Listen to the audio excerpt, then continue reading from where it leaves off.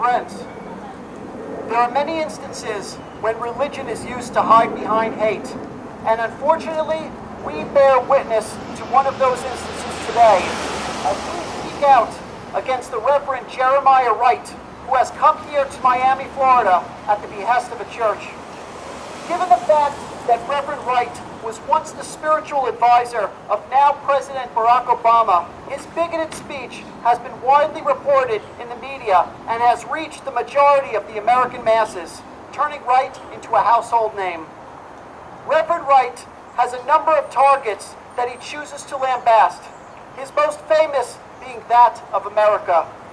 In 2003, he emphatically stated to his congregation during a sermon, quote, "The government gives them the drugs, builds bigger prisons, passes a 3-strike law, and then wants us to sing, 'God bless America.' No, no, no. God damn America. That's in the Bible for killing innocent people. God damn America for treating our citizens as less than human. God damn America for as long as she acts like she is God and she is supreme," end quote. What Reverend Wright, in all his bigoted wisdom, fails to acknowledge is that this same America he is cursing is allowing him the freedom to do so. Reverend Wright, as well, has blamed the United States for the 9/11 attacks on the U.S. The following Sunday, after the attacks, he stated, quote, "We bombed Hiroshima, we bombed Nagasaki, and we nuked far more than the thousands in New York and the Pentagon, and we never batted an eye. We have supported state terrorism against the Palestinians and black South Africans, and now we are indignant because the stuff we have done overseas is now brought right back to our own front yards. America's chickens are coming home to roost," end quote. Another favorite target of Reverend Wright's is Jews. Usually Wright's brand of anti-Semitism surfaces in the form of anti-Zionism, but there are times when this leads him to attack members of the entire Jewish community. In June 2009, he told Virginia's Daily Press, quote, "Them Jews ain't going to let him, President Obama, talk to me. He's got to do what politicians do.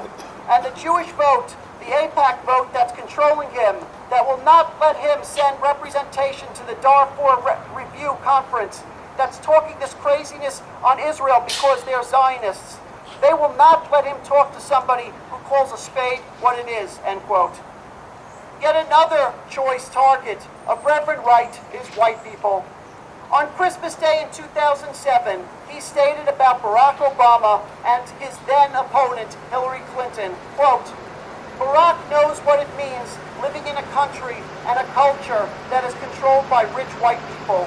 Hillary can never know that. Hillary ain't never been called a nigger," end quote. Wright has also taken aim at Italians. In the November-December 2007 issue of his church's Trumpet magazine, in a eulogy of the late scholar Asa Hilliard, he referred to Italians as, quote, "garlic noses." He wrote, quote, "The Italians, for the most part, look down their garlic noses at the Galileans." Much of Reverend Wright's bigotry makes sense, especially his feelings towards whites and Jews, given his ties with Nation of Islam leader Louis Farrakhan, who has himself described white people as, quote, "potential humans," and Jews as, quote, "satanic."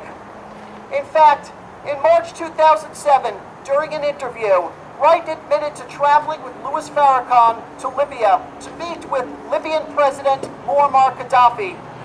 This is the same Muammar Gaddafi that was involved in the December 1988 terrorist bombing of Pan Am Flight 103, which resulted in the deaths of 270 innocent people. Wright stated, quote, "When his enemies find out that in 1984 I went to Tripoli to visit Colonel Muammar el-Gaddafi with Farrakhan, a lot of his Jewish support will dry up quicker than a snowball in hell," end quote. Gaddafi had provided Farrakhan with a $5 million interest-free loan the following year.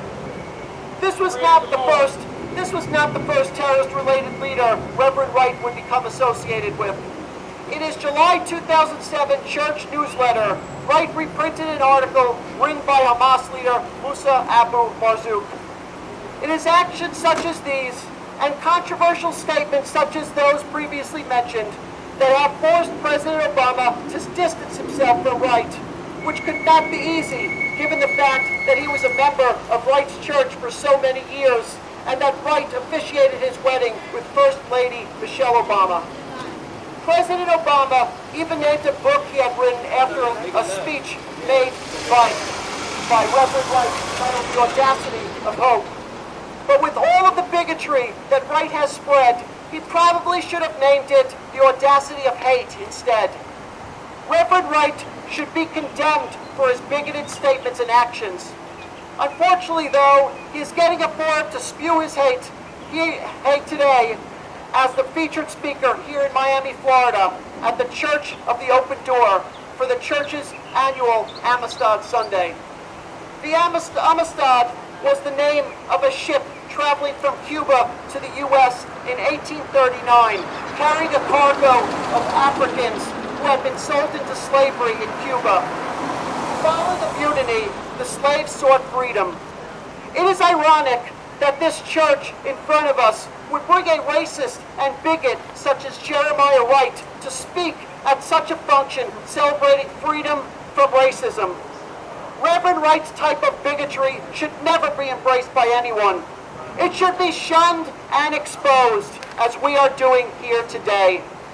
Thank you for standing with me for this purpose. God bless America. Thank you.